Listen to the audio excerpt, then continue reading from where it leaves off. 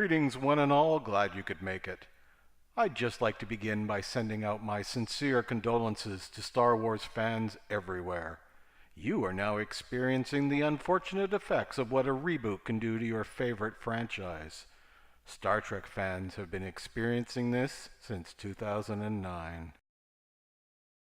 Yes, dear friends, you are now subject to the tender mercies of J.J. Abrams and company, who don't seem to realize space is big. Really big. And you thought making the Kessel run in 12 parsecs was bad.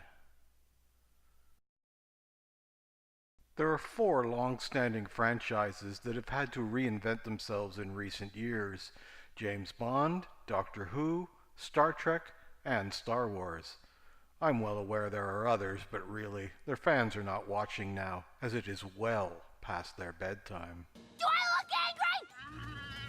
2005 saw the return of Doctor Who after a 9-year hiatus, and the next year James Bond was back with Casino Royale after well, the less said the better. By 2005, both Star Trek and Star Wars were in trouble. The prequels had wrapped up, and with a sense of exhaustion, the final one was proclaimed good, a verdict the passing years has tempered. Star Trek seemed finished for good after a lackluster TNG movie and the Enterprise series. Enterprise must have been bad, as the fans were able to tolerate this. Enterprise, in its last season, was trying to incorporate elements from the original series, an interesting glimpse into the future, as it turned out. All seemed lost until 2009, when Star Trek returned to the big screen.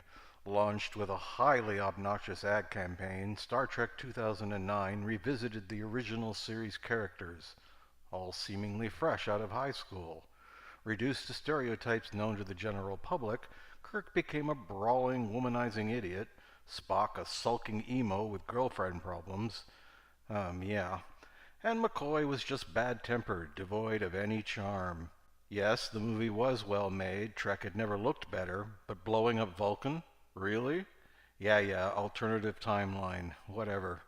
It made money, so it must be good, right? The film divided the fan base, some loving it, others not so much. Sounds familiar, no? I'm well aware the Star Trek formula has been tinkered with since at least Deep Space Nine, as the inheritors of the franchise seemed uncomfortable with its 60s origins, both visually and thematically.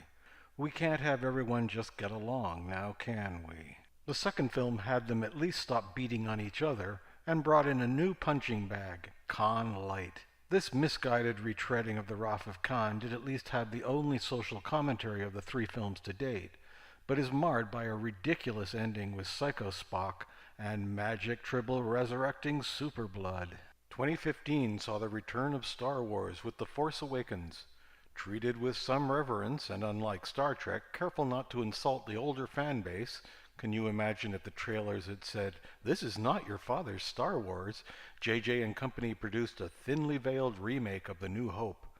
Even Disney declined to put their logo at the start to prevent rioting. Interesting new characters were introduced, and surprisingly for Disney, the cutesy factor was cut way back. Oh, look at you, isn't he cute? And what about the villains? Well, they're not top of the line, being mostly ineffectual and downright pouty. Kylo Ren, being the son of Han and Leia, grandson of Darth Vader, great-grandson of the midichlorians, is following in the time-honored tradition of anyone of importance being related to someone else of importance. There is some sort of mysterious hologram head bad guy, who I'm sure we'll find out more in the next film. In fact, there are several mysteries this film sets up that will have satisfactory resolutions. Nope. Admittedly, it's hard to gauge where this series of films is going, as we're only on 2 of 3, but here's my take. The Force Awakens left some fans unhappy, as it ruined any good feelings one had with the joyous ending of Return of the Jedi. The older characters seemed to have let everything go to hell. Their inclusion did have a double-edged sword kind of a nostalgia factor. Han Solo was enjoyable in a bad-tempered old guy kind of way. I'm sure he will continue to enliven The Last Jedi. Oh, never mind. 2 years of internet speculation had come up with many interesting theories regarding the unanswered questions. Who were Rey's parents? Who is Snoke? Will Finn and Poe be happy together? So The Last Jedi was greeted in some circles with obvious disappointment as the filmmakers tossed these questions over their shoulder. Rey's parents? They're nobody. Snoke? Oops, he's dead now. Finn? He's found another Poe. No wonder you're bad-tempered. Visually, the film looks great. The red throne room scene is wonderful, although Snoke does come off as Liberace playing a Bond villain. I'm afraid at this point older fans are disposable, though. They're aging out of the movie-going public. Have to think of the future, don't you know? Pissed off about what they're doing to the original characters, being replaced by slightly ineffectual younger ones? Tough, though I feel your pain. Viewed as just a film, it does have some jarring mixes of tone. Comedy gives way to tragedy, there is some bizarre imagery, and a seemingly pointless casino segment, while freeing the overly cute wildlife is more important than freeing slaves. Then again, we've seen that before. Sure, there are some bones tossed to the older fans. Yoda shows up to crack wise, and Chewie is there with some tasty new friends, surprisingly used to acceptable levels in the movie. But as a way to wrap up the Skywalker story arc, it seems an oddly downbeat way of doing it. Luke won't even be around for the third film. Alive, that is. It is what is done to the character of Luke that is causing the most ire. Gone is the dashing hero from 30 years ago, replaced by a cynical old man with a questionable morning routine. After a while, even Rey has had enough, kicks his ass and leaves. The Force takes a beating here as well, as Luke seems to have rejected it as something capable of any good, even briefly contemplating murdering his nephew, and even tries to destroy the oldest Jedi books. They have left an out, though, as unbeknownst to Luke, Rey has already taken them when she left. The Force does get an upgrade, though, with a nifty new FaceTime feature.